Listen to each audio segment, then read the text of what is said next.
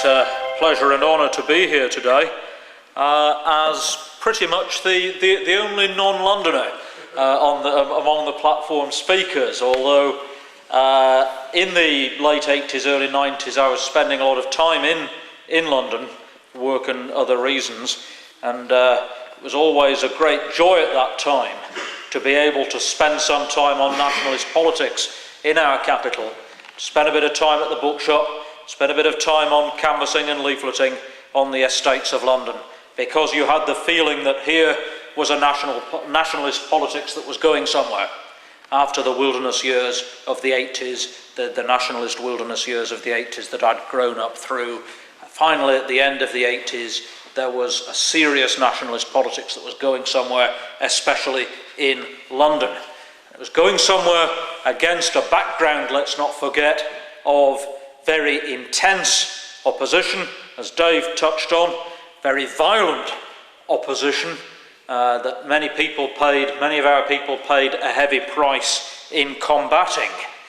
Because, as one or two other 20th anniversaries have been mentioned, it was also 20 years ago, let's not forget, that the Harrods, the IRA's bombing of Harrods and later of Warrington took place. And that's highly relevant to the battles that we were fighting, because there was a direct connection, as we now know, and as is the more and more of the truth is emerging about this. There was a direct connection between the anti-fascist action that were fighting our people on the streets of London and putting out the eye of Michael Davidson, and the people that were planting bombs outside, certainly at Harrods. It was an anti-fascist action organiser that did that, and we're now beginning to find out probably at Warrington as well, where two young boys were killed. That was the sort of scum that we were up against on the streets of London, and all credit to the brave activists of the BNP in London that they went out on the streets to fight the battle for the British people, knowing that they were taking on this violent scum that were prepared to put people's eyes out and were prepared to murder young children. That was the scum we were fighting then. That's the scum we're still fighting today. That's the scum that Derek Beackon and his brave allies defeated 20 years ago this month.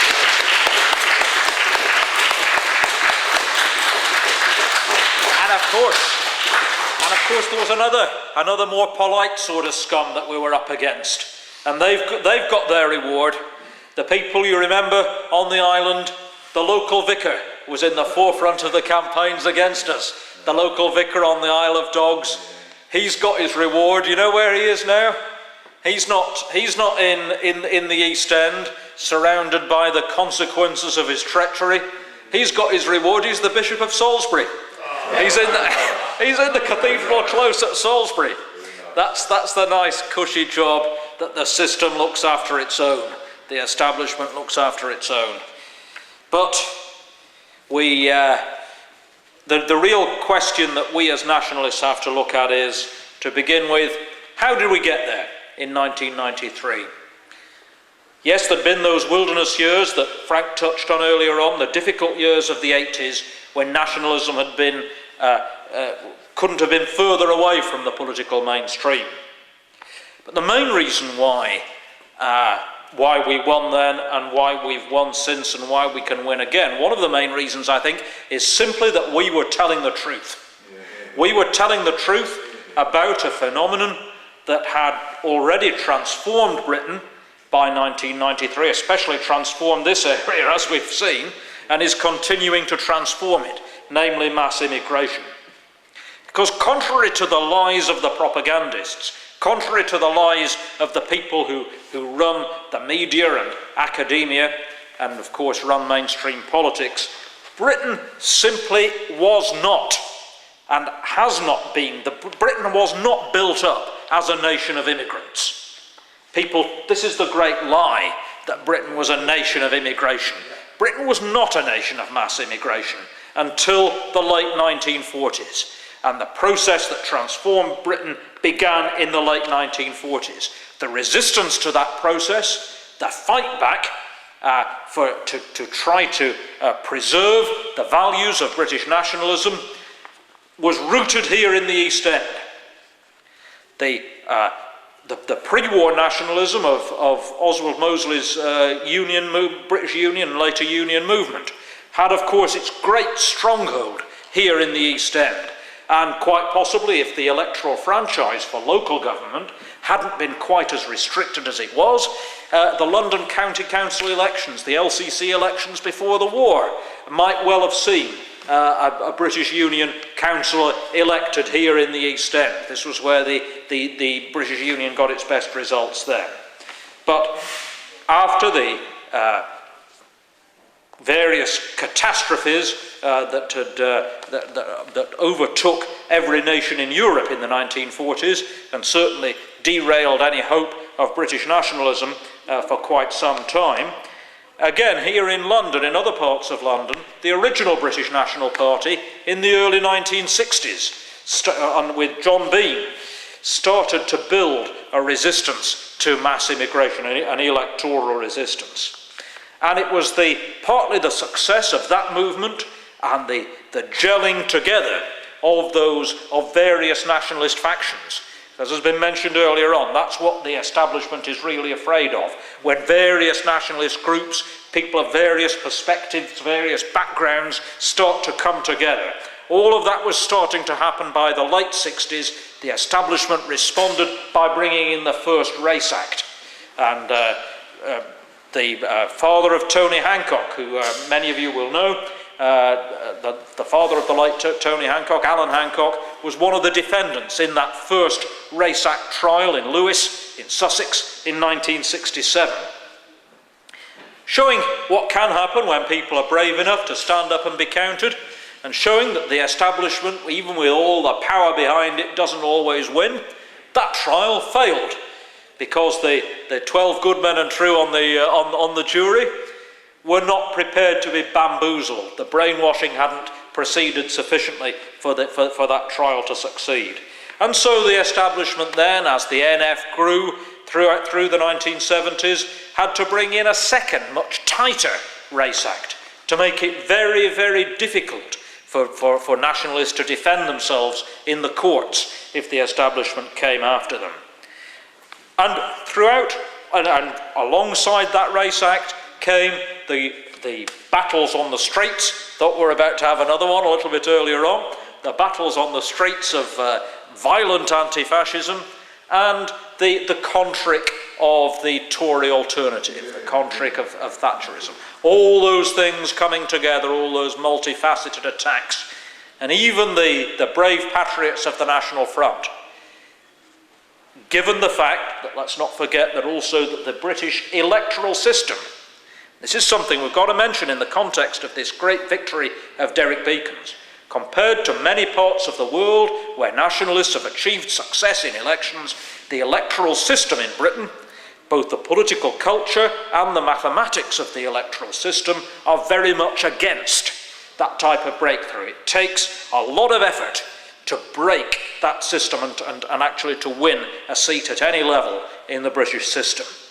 But when all of those things that were holding back nationalism in this country, after 1979, the brave patriots of the NF hadn't managed to crack that electoral system until that moment. After 1979, with all these factors against them, all the splintering and the move into the wilderness happened. Now, this is the background to the rise of the BNP. That's the background to it in brief. Because throughout all of that period, and we still hear it today, there'd been, in effect, a dispute within an essential, I'm not talking about petty personal disputes, a debate, if you like, within our movement between two different responses, two different ways of going to try to overcome the political obstacles in our way. Some people said, oh, you'll never succeed as racial nationalists. You've got to trim your ideology to be closer to the mainstream. You've got to disguise what you believe in. You've got to move closer to the prevailing political ideology. Move closer to the Tories, in effect. Move closer to the political establishment. Other people said, no. So similar counsel of despair in a way, but taking them in an opposite direction, said, you'll never win with the political system, so the only way to go is on the streets and to build some sort of, it was never quite clear how this was going to be done, but to build some sort of revolutionary force on the streets. Now, it seems to me that the root of the BNP's success, the root cause of the BNP's success, is that those alternative siren songs, or to use an alternative Greek myth, that Scylla and Charybdis that had to be steered away from, those two temptations were both resisted by the BNP. John Tyndall, after the chaos of the various splits of 1979-80, managed to, with great determination, with great intellectual force, and with great force of will, managed to build and hold together a movement through all of that chaos that by the end of the decade, because it took years to do it, by the end of the decade had managed to prove that a nationalist party could be both loyal to nationalist principles, which meant not only putting out bold propaganda addressing the immediate concerns of voters in places like Tower Hamlets, but meant, when you were recruiting people, meant a commitment to political education and meant a commitment to broader political issues and a broader ideological struggle as well. All of that, you could be loyal to nationalist principles, but at the same time focused on practical politics.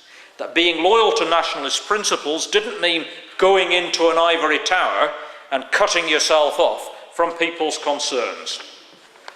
That was the root of the success of what happened here in Tower Hamlets, because by the end of the 1990s, whichever way different people had gone in the multi-splintering of the earlier, by the end of 1980, should I say, whichever way people had gone in the multi-splintering of the early 80s,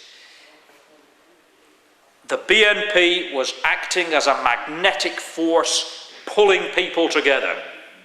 Eddie Butler, who's been mentioned earlier on, being a very important example of that, because Eddie hadn't, of course, been in the BNP in the early 80s. He'd been with what was called the NF Flag Group, without going into all the details of all the different factions. But by the late 1980s, Eddie had seen that the BNP was the way to go and brought a significant group of people here in the East End with him. And the core of the Rights to Whites campaigns in the East End started to build up from the tail end of the 1980s.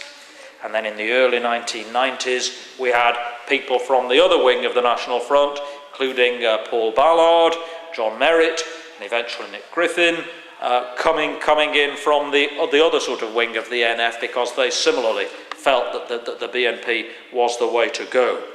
Now, that coalescing of factions was a very important factor in Derek Beackon's victory, but also a very important factor was that Derek Beackon and his colleagues were telling the truth. I mentioned earlier on that telling the truth about the big picture of mass immigration. At the micro level here in Tower Hamlets, what that meant was telling the truth above all about housing policy. Because for all the great talk of the political establishment, all the great talk about the wonders of democracy, all the promises of Lib, Lab and Con, all the promises not least of having, we won the war and all of this, that boiled down here in Tower Hamlets to the fact that local people couldn't rely on their children having a roof over their head. That's what it boiled down to here in Tower Hamlets. Housing was the key question, that people were seeing aliens from every corner of the globe moving in and having a house, having a roof over their head, but their own children couldn't get a place on a housing waiting list. That was the key issue in the election, and of course in the election the previous year that got the 20% for Barry Osborne. Since then, It's no secret things haven't gone our way. Go into all of the reasons why, except to say that the objective factors, if you like, are still on our side. And don't think that because we've had very bad times, don't think that somehow the establishment are securely in charge. Don't think that our enemies are securely in charge, because we see only today just how shallow the establishment know that their success is. That it doesn't take very much for them to feel that the whole of their world could simply tip off its axis. Because we now know that in the revelations this weekend, in serialisation of a book by a Downing Street insider, Damien McBride, the ex-Labour chief spin doctor to Prime Minister Gordon Brown, that Gordon Brown has discussed deploying troops on Britain's streets as news of the 2008 financial crisis became clear.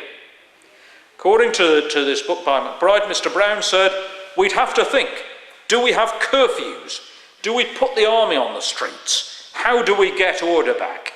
He was quoted as saying, if the banks are, this is the Prime Minister, saying, if the banks are shutting their doors and the cash points aren't working and people go to Tesco and their cards aren't being accepted, the whole thing will just explode. If you can't buy food or petrol or medicine for your kids, people will just start breaking the windows and helping themselves. And as soon as people see that on TV, that's the end, because everyone will think, that's okay now, that's just what we all have to do. It'll be anarchy. That's what could happen tomorrow. Now, why could that happen tomorrow? Main reason is that the establishment are faced with the consequence of the very destruction of communities, the consequence of the very destructive policies that we have been fighting against.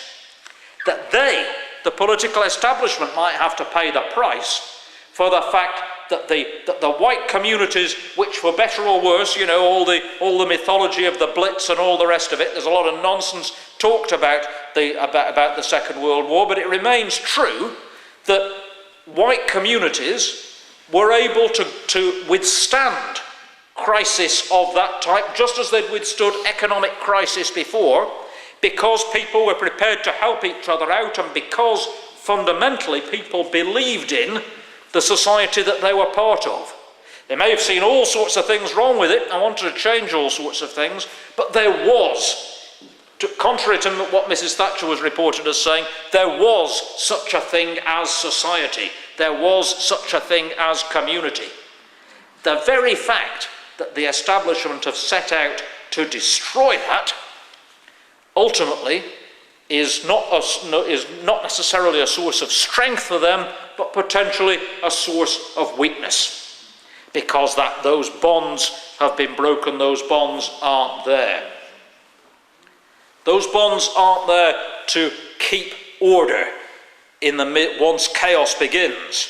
Once anarchy is let loose, those bonds are not there. However, at a deeper level, what we can tap on, what we can draw on, what we can tap, is the fact that at a deeper level, a memory, a folk memory of the fact that those bonds should be there, still exists. And that's why there's hope.